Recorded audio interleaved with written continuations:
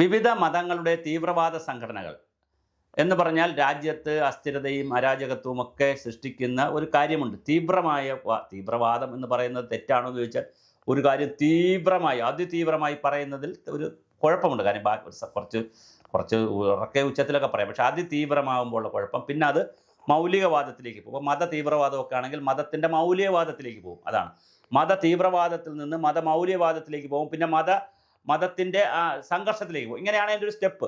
അപ്പം വളരെ തുടക്കത്തിൽ വളരെ ഇപ്പം മതങ്ങളിൽ ഇപ്പോൾ സെമറ്റിക് മതങ്ങളായ ക്രിസ്ത്യൻ മതം, ഇസ്ലാം മതം, ബുദ്ധമതം, ജൈനമതം, ഇങ്ങനെ കുറേ മതങ്ങളുണ്ട്. കൃത്യമായൊരു പുസ്തകം, ആ പുസ്തകത്തെ ബേസ് ചെയ്തിട്ടുള്ള ഇപ്പം നബി തിരുമേനി, ഖുറാൻ അതിനെ ബേസ് ചെയ്തിട്ടുള്ളൊരു ഇസ്ലാം മതം, ബൈബിള്, യേശു അതിനെ ബേസ് ചെയ്തിട്ടുള്ള ഒരു ക്രിസ്ത്യൻ മതം, പിന്നെ ജൂതന്മാരുടെ മതം, ഇങ്ങനെ വളരെ കൃത്യമായ നിയതമായ പുസ്തകങ്ങളും പിന്നെ ദേവന്മാരും ദേവികളും ഒക്കെ അല്ലെങ്കിൽ ദൈവം എന്ന് പറയുന്ന സങ്കല്പമൊക്കെ ഉള്ള കുറേ മതങ്ങളുണ്ട്. അതിൻ്റെ സെമറ്റിക് മതങ്ങളെന്നാണ് നമ്മൾ പറയുന്നത്.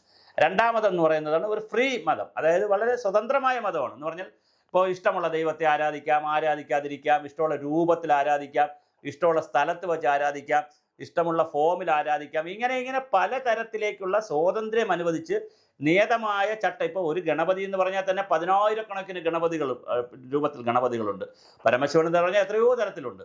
അങ്ങനെ ഇപ്പോൾ ഒരാളിൻ്റെ ഇപ്പോൾ കൃഷ്ണൻ്റെ ക്ഷേത്രം, കൃഷ്ണൻ മഹാദേവൻ എന്നൊക്കെ പറഞ്ഞ്, വിഷ്ണു എന്നൊക്കെ പറഞ്ഞ് 100-കണക്കിന് പേരുണ്ട്. അപ്പോൾ ആളുകൾക്ക് സൗകര്യത്തിനും ഇഷ്ടത്തിനും അനുസരിച്ചുള്ള ഒരു ആരാധനാ സമ്പ്രദായം, ഒരു വിശ്വാസ സമ്പ്രദായം, അത് സ്വാതന്ത്ര്യമുള്ളൊരു വിശ്വാസ സമ്പ്രദായമാണ്. മറ്റത് സെമറ്റിക് ആയിട്ടുള്ളൊരു വിശ്വാസ സമ്പ്രദായമാണ്. സെമറ്റിക്കിൽ മാറ്റം വരുത്താൻ പറ്റത്തില്ല. ഖുറാനിൽ എന്ത് പറയുന്നോ അത് ഇസ്ലാം വിശ്വസിക്കണം. ബൈബിളിൽ എന്ത് പറയുന്നു, അത് പുതിയ നിയമത്തിലും പഴയ നിയമത്തിലും എന്ത് പറയുന്നു അത് തന്നെയാണ് ക്രിസ്ത്യാനിൽ വിശ്വസിക്കുന്നത്. പക്ഷേ മഹാഭാരതവും രാമായണവും അങ്ങനെ ഒരു പുസ്തകം എന്നൊക്കെ പറയുന്നത് ഹിന്ദുക്കളുടെ അങ്ങനെ ഒരു പുസ്തകമല്ല. അത് യുദ്ധവും മറ്റു കാര്യങ്ങളും ധർമ്മവും നീതിയും ഒക്കെ പഠിപ്പിക്കുന്ന പുസ്തകങ്ങളാണ്. കാരുണ്യവും സ്നേഹവും ഒക്കെ പഠിപ്പിക്കുന്ന പുസ്തകം. അതൊരിക്കലും ഇങ്ങനത്തെ പുസ്തകമല്ല. അപ്പോൾ അതുകൊണ്ട് തന്നെ ഇത് വേറെ തരത്തിലുള്ള കാര്യങ്ങളാണ്. അപ്പോൾ ഇതിനകത്ത് അത് ഒക്കെ ഒരു സമാധാനം ഞാൻ പറഞ്ഞു വന്ന ഒരു മിതത്വവാദമുണ്ട്. അത് കഴിഞ്ഞ മിതത്വം കഴിഞ്ഞിട്ടാണ് തീവ്രം വരുന്നത്. തീവ്രം വന്നു കഴിഞ്ഞാൽ, മതത്തിൻ്റെ തീവ്ര ചിന്ത മണ്ടയിൽ കയറി കഴിഞ്ഞാൽ, പിന്നെ നമ്മുടെ മതം ഒഴിച്ച് ഒരു മതവും ശരിയല്ല നമ്മുടെ മണ്ടയിലോട്ട് കയറി കഴിഞ്ഞാൽ പിന്നെ നമ്മൾ എന്ത് ചെയ്യും? ആക്രമണത്തിലൂടെയും സ്നേഹത്തിലൂടെ ഇപ്പോൾ ബൈബിളുകാരെ പിന്നെ പെന്തക്കോസ്തുകാരൊക്കെ ചെയ്യുന്ന പോലെ ലോകത്ത് മുഴുവൻ പോയി, അല്ലെങ്കിൽ സംസ്ഥാനത്തും ഇന്ത്യയിലും പല സ്ഥലത്ത് പോയി മതപരിവർത്തനത്തിന് വേണ്ടിയും അല്ലാതെയൊക്കെ സുവിശേഷം പറയും. അത് കേട്ട് കുറച്ച് ആളുകൾ മാറാതിരിക്കും. അതൊക്കെ സംഭവിക്കും. അത് സ്നേഹത്തിൻ്റെ ഭാഷയാണ്. പിന്നെ കാരുണ്യ പ്രവർത്തനങ്ങളിലൂടെ സ്കൂള്, കോളേജ് അതൊക്കെ നടത്തുക, പിന്നെ ആശുപത്രി നടത്തുക, ഭക്ഷണം കൊടുക്കുക, വസ്ത്രം കൊടുക്കുക, ആരോഗ്യ കാര്യങ്ങൾ, ഇങ്ങനെയൊക്കെ പറഞ്ഞു ആളുകളെ മതം മാറ്റുന്നുണ്ട്. അതൊക്കെ ഒരു സ്നേഹത്തിൻ്റെ വഴിയാണ്. താല്പര്യമുള്ളവർ മാറും, താല്പര്യമില്ലാത്തവർ മാറത്തില്ല. പക്ഷേ പിന്നൊരു വഴിയാണ് തീവ്രവാദം എന്ന് പറയുന്നത്. ഈ തീവ്രവാദത്തിന് ഒരുപാട് സംഘടനകളുണ്ട്. ഇപ്പോൾ SDP എന്ന് പറയുന്ന സംഘടനയെ അങ്ങനെ ലിസ്റ്റ് ചെയ്തിരിക്കുന്നതാണ്. അങ്ങനെ അവർ തീവ്രവാദമുണ്ടോ ഇല്ല എന്നുള്ളതൊക്കെ വേറെ വിഷയം. പക്ഷേ അവരെ അങ്ങനെ ലിസ്റ്റ് ചെയ്തിട്ടുണ്ട്. പക്ഷേ SDP എന്ന് പറഞ്ഞാൽ social democratic party of India എന്നാണ് അവരുടെ പാർട്ടിയുടെ പേരിട്ട. സോഷ്യലാണ്, ഡെമോക്രാറ്റിക് ആണ്, പാർട്ടിയാണ്. അതിനകത്ത് എവിടെയെങ്കിലും പിന്നെ മുസ്ലിം എന്നോ അല്ലെങ്കിൽ തീവ്രവാദം എന്നുള്ള പേരുണ്ടോ? PFI, popular front of India, popular front എന്ന് പറഞ്ഞാൽ നല്ല പേരല്ലേ. പക്ഷേ അവർ ആ പേരിൽ വരികയും ഇത്തരത്തിലുള്ള ഒരു മതത്തിൻ്റെ തീവ്രവാദ സ്വഭാവത്തെ ആളുകളിൽ കുത്തിവെക്കുകയും അതിൻ്റെ കലാപങ്ങളും കാര്യങ്ങളും ഒക്കെ നടത്തുകയും ചെയ്യും. പല സ്ഥലങ്ങളിലും അതിതീവ്രമായി മറ്റ് മതങ്ങൾ വേണ്ട. അപ്പോൾ കൊച്ചുകുട്ടിയെ കൊണ്ടുപോലും കുന്തിരിക്കയും എന്താണ് കർപ്പൂരവും ഒക്കെ കരുതി വെച്ചോളൂ, ഞങ്ങൾ വരുന്നുണ്ടെന്നൊക്കെ പറഞ്ഞ് കൊച്ചുകുട്ടിയാണ് പാടുന്നത്. അയാൾക്ക് എന്തറിയാം? അയാൾക്ക് മതം എന്തെന്നറിയാം? മറ്റു കുട്ടികളെക്കുറിച്ച് എന്തറിയാം? കുഞ്ഞ് പ്രായമാണ്. പക്ഷെ ആ കുഞ്ഞിനെ ബാപ്പ തോളിലെടുത്ത് വെച്ചിട്ട് കുഞ്ഞ് പാടുകയാണ്, കുന്തിരിക്കവും ഇതൊക്കെ വെച്ചോളൂ, സാമ്പ്രാണിത്തിരിയൊക്കെ വെച്ചോളൂ, ഞങ്ങൾ വരുന്നുണ്ടെന്ന് പറഞ്ഞാൽ കൊന്നുകളയും എന്നല്ലേ അതിൻ്റെ അർത്ഥം. വലിയ വിവാദമായി. അങ്ങനെയാണ് പോപ്പുലർ ഫ്രണ്ട് ഓഫ് ഇന്ത്യയെ നിരോധിച്ചു. അവരുടെ രാഷ്ട്രീയ പാർട്ടിയായ SDP നിരോധിച്ചു. ഇപ്പോൾ പക്ഷേ തിരുവനന്തപുരത്ത് SDP സ്വത്ത് അപ്പോൾ ഈ നിരോധിച്ചതിന് ശേഷം ED അവരുടെ പിറകിലുണ്ട്. എൻഫോഴ്സ്മെൻറ്റ് ഡയറക്ടറേറ്റ് അവരുടെ പിറകിലുണ്ട്. ഇപ്പോൾ 66 കോടിയാണ് വീണ്ടും അവരെ 66 കോടി രൂപ വീണ്ടും ഫ്രീസ് ചെയ്തിരിക്കുകയാണ്. ആ തുക കണ്ടെത്തി ഫ്രീസ് ചെയ്തു, എടുത്തുകൊണ്ട് പോയി. അതുപോലെ തന്നെ തിരുവനന്തപുരത്ത് അവരുടെ സ്വത്തുക്കൾ കണ്ടെത്തി.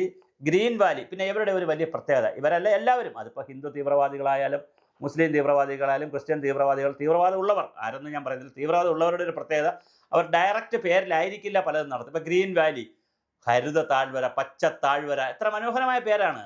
പക്ഷേ പച്ച താഴ്വര എന്ന പേരിട്ടിട്ട് നടക്കുന്ന ഈ കാര്യങ്ങളാണ്. അപ്പോൾ അതുകൊണ്ട് തന്നെ ഗ്രീൻ വാലി, അതുപോലെ പന്തളത്തുള്ള സ്ഥാപനങ്ങൾ, തിരുവനന്തപുരത്തുള്ള സ്ഥാപനങ്ങൾ, അങ്ങനെ കേരളത്തിലെ വ്യത്യസ്ത സ്ഥലങ്ങളിലുള്ള വ്യത്യസ്ത സ്ഥാപനങ്ങളെ ഒന്നിച്ച് റെയ്ഡ് നടക്കുകയും അറസ്റ്റ് ചെയ്യുകയും ചെയ്തിട്ടുണ്ട്. പക്ഷേ എനിക്ക് മനസ്സിലാകാത്തത്, ഈ മുസ്ലിം സഹോദരങ്ങളായിട്ടുള്ള ആളുകളാണ് ഇതിൽ പോകുന്നതെങ്കിൽ നിങ്ങൾ എന്താണ് നേടാൻ ശ്രമിക്കുന്നത്? ഇന്ത്യ പോലുള്ള ഒരു രാജ്യത്ത് ഒരു 80% അല്ലെങ്കിൽ 70%-ഓളം ഹിന്ദു വിശ്വാസമുള്ള ഒരു രാജ്യത്ത് നിങ്ങൾ എങ്ങനെയാണ് ഒരു മുസ്ലിം രാജ്യം സൃഷ്ടിക്കാൻ പറ്റുക? എപ്പോഴെങ്കിലും നിങ്ങൾക്ക് പറ്റുമോ ജീവിതത്തിൽ? പറ്റുന്ന കാര്യമല്ലല്ലോ. ബാക്കി ക്രിസ്ത്യാനികളും ഉണ്ടല്ലോ. 20% കഴിഞ്ഞിട്ട് 80%-ഓളം ക്രിസ്ത്യാനികളും മുസ്ലിങ്ങളും ജൈനന്മാരും ബുദ്ധന്മാരും എന്ന് പറഞ്ഞാൽ വലിയ വിഭാഗം ഇപ്പുറത്ത് നിൽക്കുമ്പോൾ നിങ്ങൾ ആരുടെ പണം വാങ്ങിച്ചുകൊണ്ട്, ഏത് ലോകത്തെ പണം വാങ്ങിച്ചുകൊണ്ട് നിങ്ങൾക്കത് നടത്തിയെടുക്കാൻ കഴിയുമോ? ഒരു ഇസ്ലാം രാഷ്ട്രം ഉണ്ടാക്കാൻ കഴിയുമോ? പാകിസ്ഥാനിലെ സമ്പൂർണ്ണമായി കഴിയുന്നില്ല. അവിടെ ഇപ്പോഴും ഹിന്ദുക്കളും മറ്റു ആളുകളുമുണ്ട്. ബംഗ്ലാദേശിൽ പറ്റുന്നില്ല. ലോകത്ത് എവിടെയാണ് ഇത് പറ്റുന്നത്? എളുപ്പമാണോ? അങ്ങനെ എല്ലാവരെയും കൊന്നടിച്ച് കളഞ്ഞിട്ട് ഇന്ത്യയിൽ അങ്ങനെ പറ്റുമോ? പറ്റാത്തൊരു കാര്യത്തിന് വേണ്ടി നിങ്ങൾ തീവ്രവാദം പറയേണ്ട കാര്യമുണ്ടോ? ചെറുപ്പക്കാരൊക്കെ ആലോചിക്കേണ്ടത്. മതബോധനം നടന്നോട്ടെ, മതപ്രവർത്തനങ്ങൾ നടക്കട്ടെ. ഇപ്പോൾ മുസ്ലിം ലീഗ് എന്ന് പറഞ്ഞൊരു പാർട്ടി തന്നെ ഉണ്ട് ഇവിടെ. പേരിൽ മുസ്ലിം എന്ന പേരിൽ മുസ്ലിം ലീഗ് പാർട്ടി പോലും ഉണ്ട് ഇവിടെ.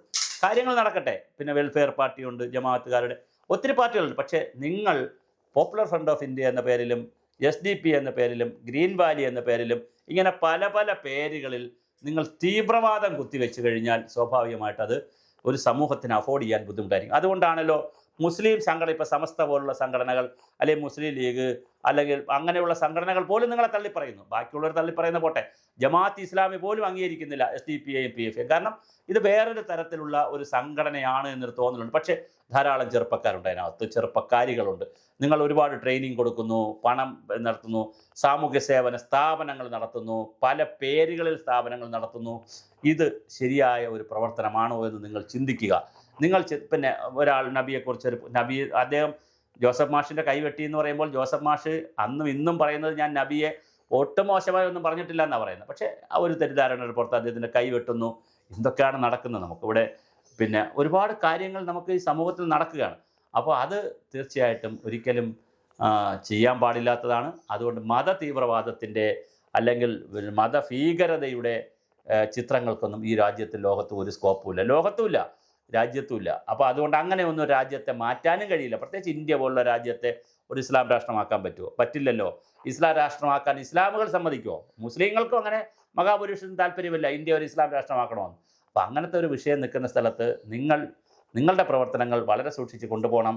നിങ്ങളുടെ പ്രവർത്തനങ്ങൾ ഇങ്ങനെ അല്ല ചെയ്യേണ്ടത്. നിങ്ങൾ SDP-യുടെ പേരിൽ അല്ലെങ്കിൽ PFയുടെ പേരിൽ തീവ്രവാദം ഇങ്ങനെ ജനങ്ങളിൽ കുത്തിവയ്ക്കുകയും ഇസ്ലാം അല്ലാതെ മറ്റാരും ഈ ഭൂമിയിലില്ല എന്നും, അല്ലെങ്കിൽ ഞങ്ങളല്ലാതെ വേറെ ആരുമില്ല, ഞങ്ങളുടെ സാമ്രാജ്യം, ഞങ്ങളുടെ രാഷ്ട്രം ഇവിടെ പുനഃസ്ഥാപിക്കും എന്നൊക്കെയുള്ള ചിന്തകൾ കുത്തിവെച്ചുകൊണ്ടുള്ള പരിപാടികൾ എവിടെയെങ്കിലും ക്ലച്ച് പിടിക്കുന്നതാണോ? എന്തെങ്കിലും പ്രായോഗികമായിട്ടുള്ളതാണോ? അപ്പോൾ അപ്രായോഗികമായ, നടക്കാൻ ഒരു കാലത്തും സാധ്യതയില്ലാത്ത കാര്യങ്ങൾ പറഞ്ഞുകൊണ്ട് ജനങ്ങളെ വേറൊരു മോഹവലയത്തിൽ നിർത്തി കൊണ്ടുപോവുകയാണെങ്കിൽ, ആണെന്ന് ഞാൻ അഭിപ്രായമുള്ള ആളല്ല, ആണെങ്കിൽ അത് തിരുത്തി മുഖ്യധാരയിലേക്ക് വരണം, ദേശീയധാരയിലേക്ക് വരണം. ഏത് രാജ്യത്തിൻ്റെയും ദേശീയധാരയിലേക്ക് വരിക എന്നുള്ളതാണ് അതിൻ്റെ അർത്ഥം.